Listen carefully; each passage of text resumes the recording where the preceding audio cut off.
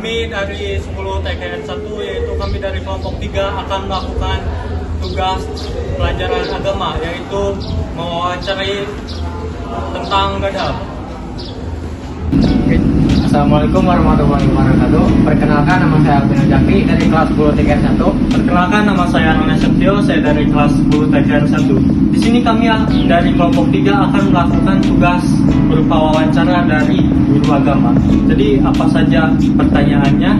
Yuk kita langsung saja ke ahlinya.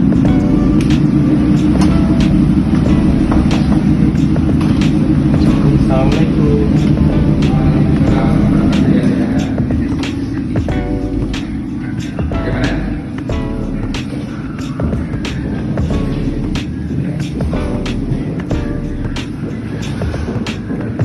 Baik, mohon maaf Pak, mengganggu waktunya.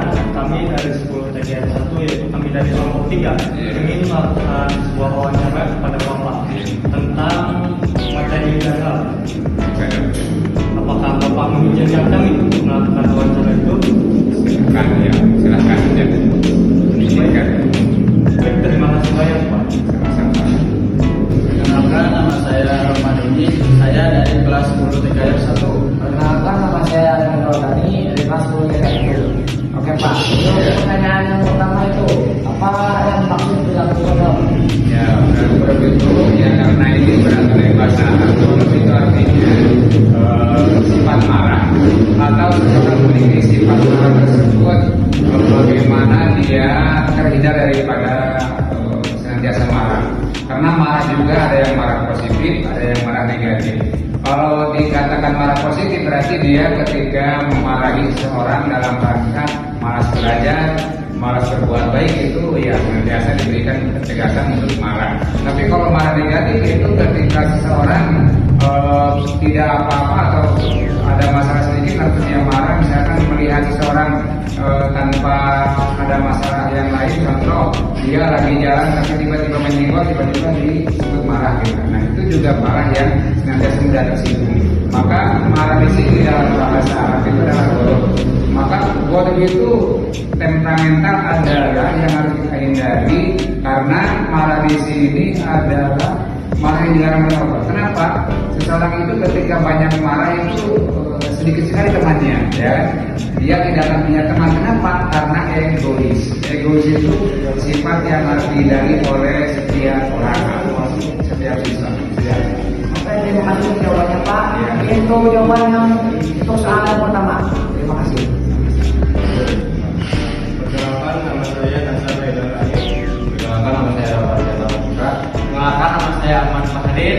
Di sini kita akan memberi pertanyaan yang kedua, yaitu apa saja ciri-ciri seseorang yang memiliki sikap gadab.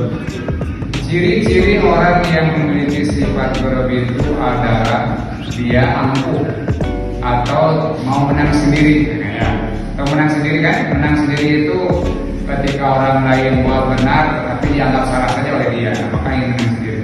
Maka Allah Subhanahu wa taala berfirman di sini ketika orang itu berkeras hati atau bertinggi hati gitu kan ya, al-mutakabir, maka al-mutakabir itu masih menulisnya adalah itu hak mutlak bagi Allah. Ya mutakabir gitu kan ya.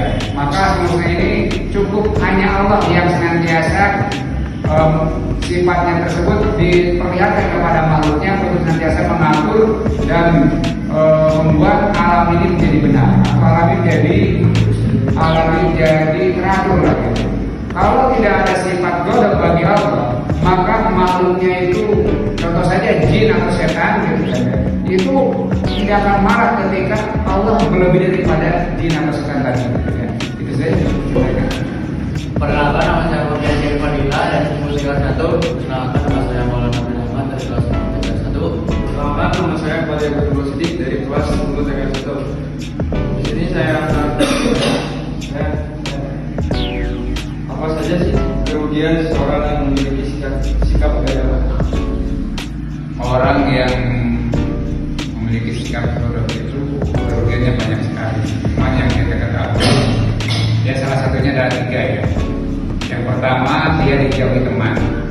Kenapa? Sifat ghadab itu sendiri adalah seseorang ingin menang sendiri, atau segala sesuatu gimana dia atau gimana hendak dia.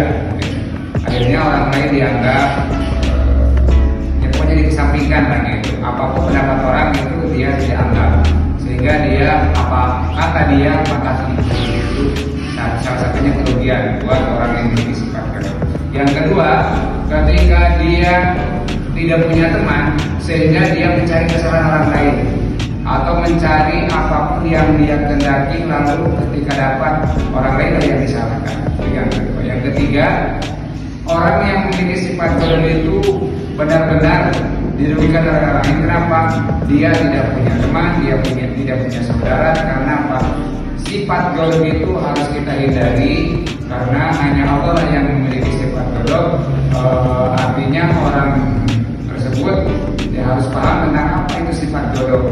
Karena sifat kedok dalam Al-Quran hanya Allah yang memiliki kedok itu sendiri. Ketika Allah tunjukkan bahwa Allah itu maha perkasa, itu saja yang dapat saya sampaikan.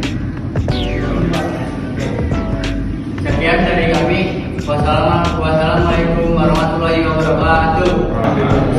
Semoga jawaban ini bisa bermanfaat untuk teman-teman semuanya dan juga untuk kita semua. Kami ucapkan terima kasih banyak. Sama-sama ya. Ya.